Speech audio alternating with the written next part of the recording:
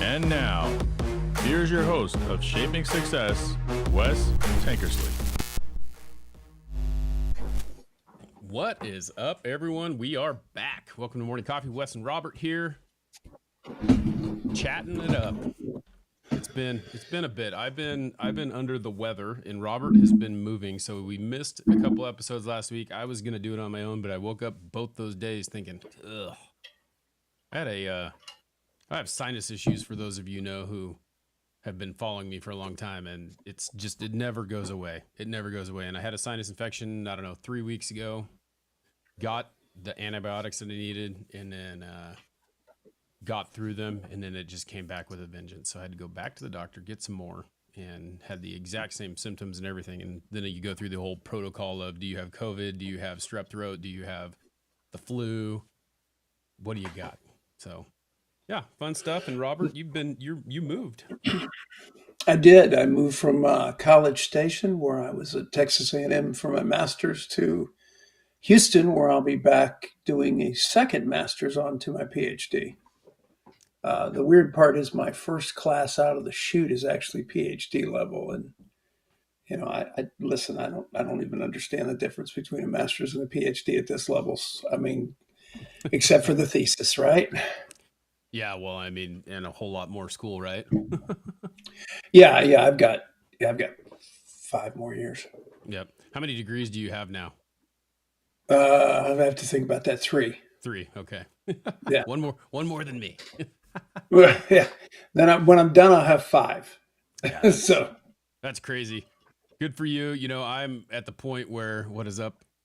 Petty Picasso in the house. We got the TikTok stuff. We do this live every morning at, well, not every morning, Monday, Wednesday. If you guys are just joining us for the first time, we got a lot of people on TikTok. Thanks for hanging out here. Appreciate it. We've got some moderators in the room. Thanks for the gifts. We appreciate you guys. If you subscribe, you can make sure that you get hopped in here. You can check it out on YouTube live. It's on Facebook, all over the place. We've been doing this for a while. So thanks for hanging out with us. We're just Mondays. We have just kind of a conversation between us about what's going on and certain things like that. And then on Wednesdays, we talk about Robert's book, Ars Victorious, which is out now. We're getting through it. We're almost done with the book. And it's been a good one. We have just been, going for it. I wanted to kind of talk about, Robert, something that with the election stuff we've been talking a little bit about, and not political, but just in general about absolutes, because there are people who are out there who have these absolutes. And I know I'm putting you on the spot, but that's kind of what we do here.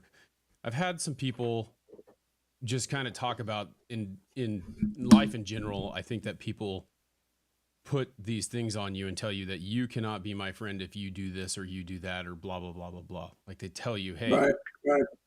if you vote for, and this is the latest one that I heard, if you're voting for Trump, then unfriend me. I don't want to be your friend because I don't believe in the things that you believe in because of Trump. And a vote for Trump is a vote against, whatever. Like there's all these absolutes and there's all these things that people put on you that say that you can do this and you can do that. So like your friendship is conditional to what they think. And it can be for anything, putting conditions on who you are. But that's one of the examples that I saw just now. Like I've seen these videos over and over again. You cannot, and I just don't understand that. How can people talk in absolutes? Have you ever had that situation, or what's your thoughts on that? Yeah, that's a relatively new phenomenon. Again, age being a factor here. My first election was Jimmy Carter, right? Mm-hmm. And then my second election was Ronald Reagan. Things were about policy, and they were about the idea of what we call the loyal opposition, which means that, the minute you were elected president, you were my president. Mm-hmm. And, we would be, I'm opposed to your policy, but I'm not opposed to you as a human being. That we believe we've got 2 good candidates, and we don't, there's always been mudslinging in that's always been but we had a tendency to rise above, right? So we weren't so partisan. But so to give you the story, so I was in undergrad at A&M when Reagan won election, right? And so I had a constitutional law professor who comes in. There's like 14 of us in the class, and so he walks in, and he Indian sets on the desk, right? He doesn't sit down like a normal professor. Indian sets on the desk and says, "We're either going to talk about the election or we're going to take a test." Mhm. And so the 14 of us were like, uh, "Talk about the election? That sounds good to me." And so what was so interesting about that was, of course, he went on for a 45-minute tirade about how Reagan was going to get us into nuclear war and blah, blah, blah, blah, blah, right? All these things that were supposedly, thank you for the gift. All these things that were supposed to happen, of course, they didn't happen. But that's the first time I was exposed to this very radical idea of opposition, right? Because I'd never seen that before. I'd never seen the vitriol. Well, that was just a little bitty taste, right? That's 1980. Where we've evolved to now is it, your party's almost like your flag. It's us against Right. them. It's very, very, very partisan. And um, I argue with my leftist friends all the time because I'm not right. I'm actually in the center, and I argue with my leftist friends, and I say, "You're not really left." Yeah. And they're like, "Yes, I am." I said, "No, okay, let's go over some issues. Let's talk about education.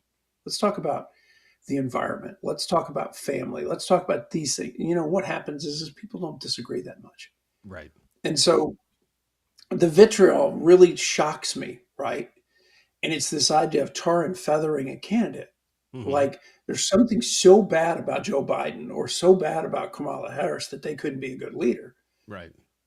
Well, I mean, they may not be my first choice, but doesn't mean they can't be an effective leader. I mean, they're just the head of the organization. Now, I do judge them on their ability to lead. In other words, I think it's like 2,700 positions that you have to nominate as a president, right? And position people. Yeah. So it is about what your 2,700 people do. It's not necessarily about you.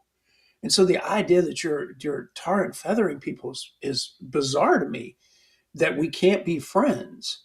Do you realize that if we had 10 choices for president, like ice cream flavors, then we could have this discussion about it being, but you're only giving me two choices. Right. And then you're telling me that if I don't choose, then I'm not your friend. I mean, come on, really?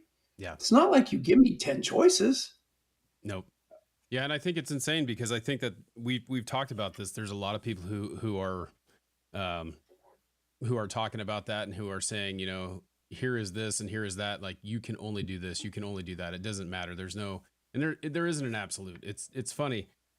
We had a conversation the other day, and we were talking about, and you and I like to look down the middle. We like to look on both sides of this whole situation and talk about how things are and what they are, and understanding that, you know, he is our president. President Biden is our president. We may Mhm. not agree with the things that he does, but he's our president. That is a position that is, we've put this person in charge of our country, just like we did Trump before, Bush, all those people beyond that, you know. But there's these things going around where, like, if you have an American flag in your front yard now, it's like you are automatically right leaning. You're automatically against, whatever. You're woke, you're racist, you're this, you're that. It's like they're turning the American flag into what the Confederate flag supposedly stood for or Mm. whatever. Like these are the things that are happening. And it's insane to me because we're talking about democracy here. And you're saying we're a democracy. We're not really a democracy, but like there's no democracy in this whole situation. And there's all these things coming out that's just showing that everything is corrupt. The whole thing is corrupt. It's insane. And I just don't understand how people can say, if you vote for Trump, then you're a racist. Or if you put American flag up, you're a racist. Or if you are voting for Biden, then you want this economy to be destroyed. And just like, there's all these things that go back and forth. And then you can't talk to a person. You can't have a conversation about it. It's not that you're trying to convince someone to think your way, but to understand how you feel. Yeah, we've always been in a position of having these polarizing issues. Like, for example, growing up for me, what was polarizing was Vietnam. Hmm. And so you were either for Vietnam or against Vietnam. And so if you were a soldier serving, and remember, you had a draft back then. If you were a soldier serving and you decided to serve instead of evade the draft, then you were, in my case, deserved to be spit on. And I'm like, why? There are people that believe in their country, but don't necessarily believe in the war, right? Right. They believe in service. My family's been serving since the Revolutionary War. I mean, I don't necessarily agree with. I darn sure don't agree with Vietnam. I didn't agree with Iraq and Afghanistan. I can go on, right? But Yeah. that doesn't mean that I'm negative on servicemen. And I think that's one of the things. And I remember people getting just as angry about things like the last open convention for the Democrats was 1968, and so people are bringing back the idea of what they didn't want to do is they didn't want to go into the convention open. They wanted Miss Harris or Vice President Harris to be the candidate Hmm. because what happened in '68 was they burned 10 blocks of Chicago. I mean, it was really really bad. So they were trying to avoid that kind of skirmish. And my point to it all is, I understand, but are we really representing America? And do we realize that most of us agree? And I Right. say that whether you're left, right, whether you have a flag, don't have a flag, we agree on the things that are important, right? We think our kids should be educated. We think our streets should be safe, right? These are Yeah. things that are not controversial. Most of us agree that you should love whoever you want to love, as long as it's not a child, right? Right. Everybody, two consenting adults. Pretty much people are a whole lot more tolerant than they were when you and I were both growing up. Hmm. So there's a lot more tolerance. There's a lot more tolerance in society, yet there's less tolerance in politics. Yeah. And that's weird to me. The insanity of the whole thing to me too is like this is something that in one of our previous conversations where we talked about how Joe Biden stepped down and Harris automatically became the nominee. They decided that she automatically became the nominee and no one chose her. Right. And so we True. posted a video on TikTok about that, and I got some responses on that where people were saying, "Well, we don't care. You know, like if we voted for Biden, we voted for Harris because she was on the ticket." And the reality of that whole situation is you did not vote for her. You voted for him as president. Mhm. She came along with him. You didn't vote Yeah. for her. And if you remember back when she went against him, she got like zero of the votes. None. No one Mhm. wanted her. No one voted for her. And now all of a sudden you're willing to accept that because he's not there anymore. Like the majority of all the other candidates were the people that got votes. And so it's amazing to me how you can stand behind someone who had no support from anyone because you feel a certain way about something. Like if this was Yeah. happening on the other side, it'd be the same thing. Like they're not automatically. Trump had to go against all the other people to be able to get the nomination, and that's the way it needs to be. It needs to, you know. And I know they don't have enough time or whatever, but they should find a way to make it so, like you said, an open convention where they have to go in there and they Yeah. have to make a decision because this is not. Now you have two choices that, you know, neither one are what anyone wants. It seems like, and now all of a sudden we've got this craziness going on where we're gonna have to decide between two and one who didn't even do it the right way. Yeah, it's funny because it actually segues into what I wanted to talk about. Because we, despite what everybody believes, we don't even talk before we get on the set. Yep. No, We we just just ran this off. so my thing is today was I wanted to talk about people, the difference between words and actions, right? Hmm. That people's words are one thing and their actions are another, and that's just the opposite. Whatever we say is supposed to be what we do. Our word is supposed to be our bond. And so, especially in politics, right? We're supposed to be a democracy, yet you see a very undemocratic process going on the Democratic side that's very undemocratic, right? People aren't really getting to vote. So this goes back to the idea of with everybody is what in the world are we going to start saying that our actions are more important than our words? Because Right. right now with these devices, with social media and all this, we've got all these words out there. But Yep. think about what really matters to us. It's not what somebody says about us that matters, it's how somebody treats us. Right. And that's what, you know, I just look at it and I think to myself, let's listen to people when they, you know, if you say, you give me a policy position, right? Then if you don't do it, I'm going to fire you. Hmm. That's it, right? Because here's the thing, if I vote for you based upon the 10 things you say you're going to do, and you do none of them, I'm going to fire you. Right. And I think that's where we've lost control of the process, because if we had any CEO that we paid to run our company and we said, hey, this is what you want to do, these are the three objectives, we're going to make it simple, here's three objectives. If he doesn't do them after a year, what are you doing? You're firing him. Right. And that's the same thing I say to him. As a general public, I saw somebody commenting about here.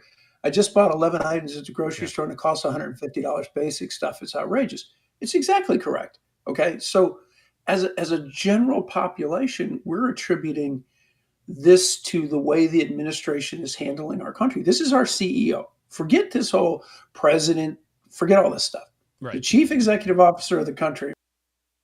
Uh-oh, we lost Robert. Hang tight here. We'll get him back in a second here. Robert, we lost you on over there, and I cannot hear you right now. We're going to do the Magic Mind real quick here, just so you guys know. Just going to let you know about this show sponsor, Magic Mind. Go check them out. Robert is joining back here, but we'll get into this real quick. I started taking Magic Mind because my sleep was insane. I couldn't get myself to wake up in the morning really tired all the time like that, drinking lots of coffee. This is a small little energy shot. It helps you it has a little bit of caffeine and a bunch of natural things like that, keeps you awake, and tastes really good. For a limited time, you can go now over to Magic Mind and use code WEST20 at checkout and get up to 48% off your first subscription and 20% off a purchase with the code WEST20. All right. So, Robert, are we back?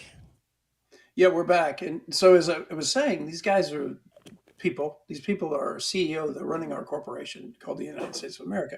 If you're doing a bad job, let's get them the hell out. Yeah. Okay. If you're doing a good job, you get your contract extended, right? I mean, this should be really, really simple. And I think that's the point of them making. I want people to think about this. The point of making it so partisan and so ugly and so personal, I believe, is to ignore the fact that they're doing a bad job. Right. And I don't mean that in the sense of a Republican or Democrat. I mean that in the sense of all of them, right? If we can divert your attention to issues, right, that don't matter, that are largely political, then we don't have to realize that they're doing a crappy job running our corporation. Right. Right. And I think forget the fact that we're partisan and start looking at the facts of the situation. Are we better off? Here's the thing. I don't like war, and it seems like we're sponsoring two of them. Mm-hmm. Okay. So now that's me. If everybody else likes war and I'm the one that served and I'm the one that was there, but if everybody likes war, then keep voting for where we're the people we had before. Right. Just keep voting him and keeping him in office. That's the key issues for me. Or I don't care who you are. If this was a Republican and they were sponsoring war and high inflation, I'd want them out too. I don't care who you are. I don't care if you're a D, an R, or an I, or a C. You know, we used to run communists a long time ago, right? Teddy Roosevelt ran the Bull Moose Party. We've had lots of parties over the time. I don't care what the party is.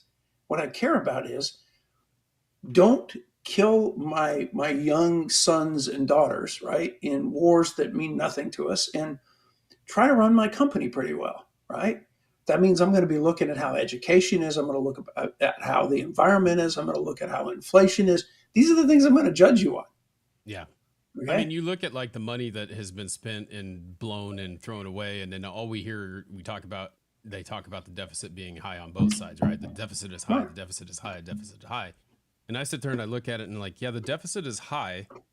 Where is that money going? And we're sending millions and millions of dollars to Ukraine and millions of dollars to Israel and all these other places. And we're making nothing here. Like we need to invest it back into our own country to make our country what it needs to be, not someone else's country. And I understand helping people out, but on the same point, like when is enough?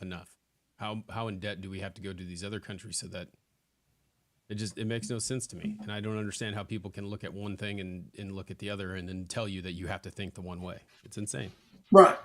And again, I think we just lost our way of how we evaluate anything, like how we evaluate our mayors, how we evaluate our city councilmen. I think we've lost our way.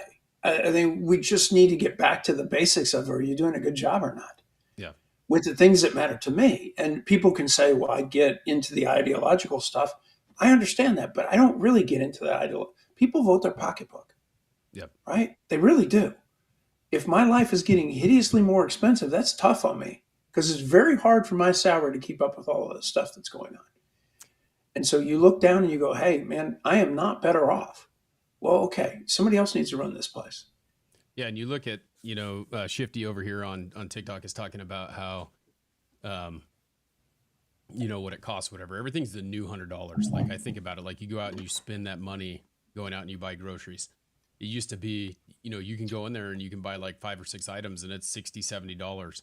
I went to the movies with my kids 2 weekends ago. I went and watched Deadpool and Wolverine. My wife took the kids to the Minions movie or to Despicable Me 4, but we always go to the matinee because matinee is cheap, right? Like it's Right. the last time I went to a matinee, it was $10 and I went to an IMAX movie. It was $10. Okay. I went to the regular screening, just the regular, normal, whatever, the cheap version on the matinee, and it was $14 for my ticket. $14 for my ticket. And that's a matinee.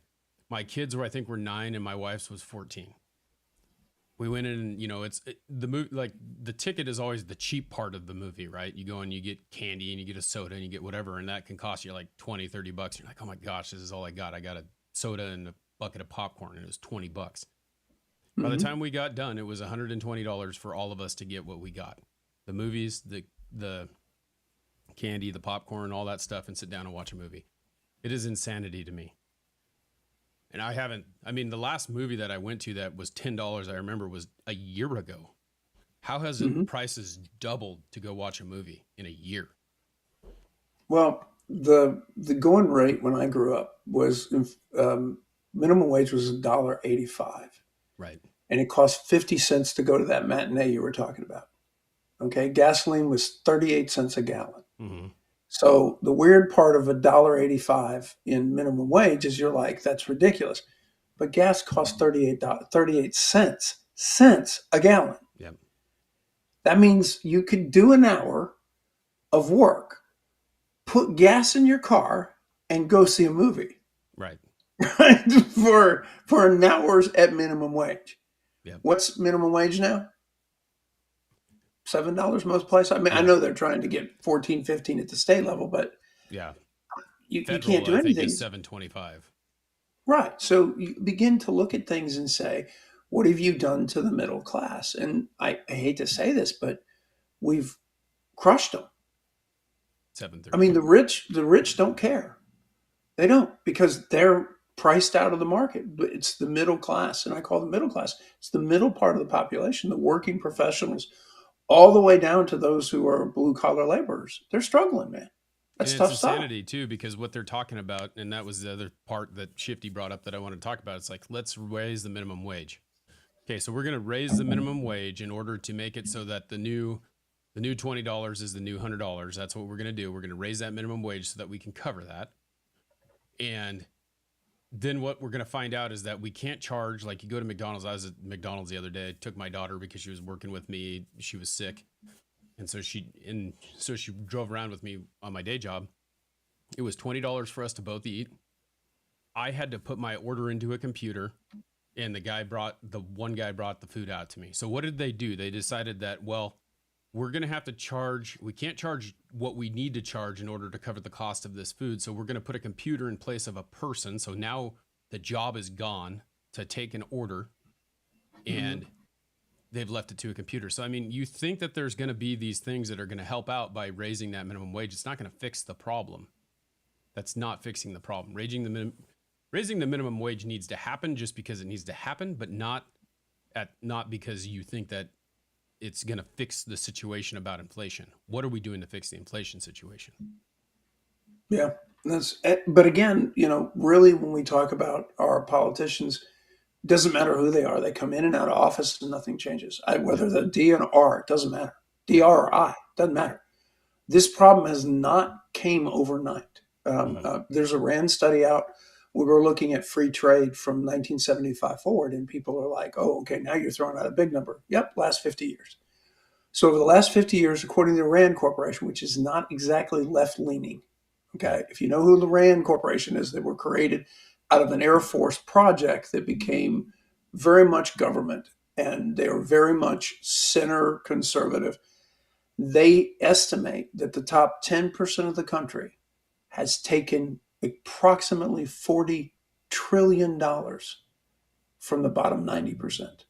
40 trillion. Okay. That's a stunning number in concept. The total deficit right now is running at 33 trillion. So larger than the deficit is what the top 10% have taken out of the bottom 90. This is what's really happening. We talk about inflation and we're all pointing at inflation. No, that's not really what happens here. What is happening is the people that have capital, who are rich, are basically taking from the poor. That's what happens. Yep. Okay. And so that $40 trillion, so how do you fix it? Well, these are large scale problems because they've been going on for a long time. One of the things we got hidden and the problem was able to